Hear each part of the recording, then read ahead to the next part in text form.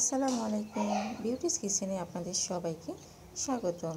কিন্তু সবার প্রথমে একটা রিকোয়েস্ট করব, আপনারা যদি নতুন হয়ে থাকেন আমার ভিডিও দেখতেছেন, তাহলে প্লিজ প্লিজ প্লিজ আমার চ্যানেলটিকে সাবস্ক্রাইব করে দিবেন এবং পরবর্তী ভিডিও পেতে পাশে থাকা বেল আইকনটি চাপ দিবেন, যেন পরবর্তী ভিডিও দেওয়ার সঙ্গে সঙ্গে আপনার কাছে নোটিফিকেশান চলে যায়।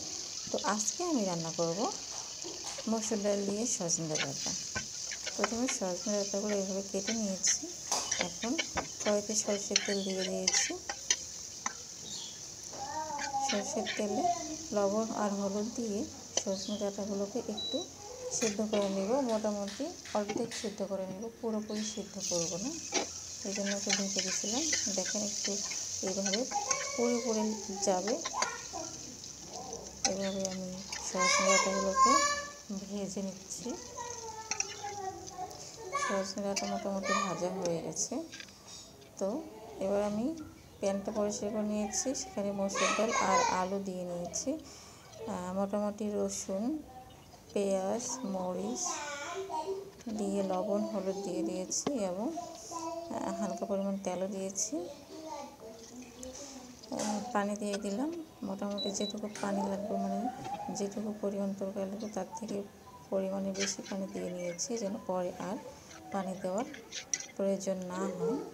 তো দেখেন আমার মসুর ডাল সিদ্ধ হয়ে গেছে। মসুর ডালটা নামিয়ে নিয়েছি। এখন আমি ডালে ফোড়ন দেব, এই জন্য পেঁয়াজ মরিচ দিয়েছি। দিয়ে দিলাম একটা তেজপাতা দিলাম আর একটু পাঁচফোড়ন দিয়ে নিয়েছি।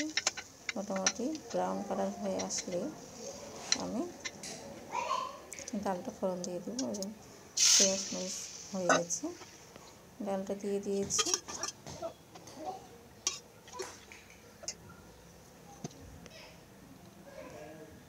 ভেজে রাখা সজনে ডাঁটাগুলো দিয়ে দিলাম। তারপরে একটু ধনে গুঁড়া এবং জিরা গুঁড়ো দিয়ে দিয়েছি। মোটামুটি আমার তরকারি হয়ে গেছে সজনে ডাঁটা দিয়ে মসুর ডালের ঘন্ট। তো ভিডিওটি শেষ পর্যন্ত দেখার জন্য সবাইকে ধন্যবাদ। আসসালামু আলাইকুম।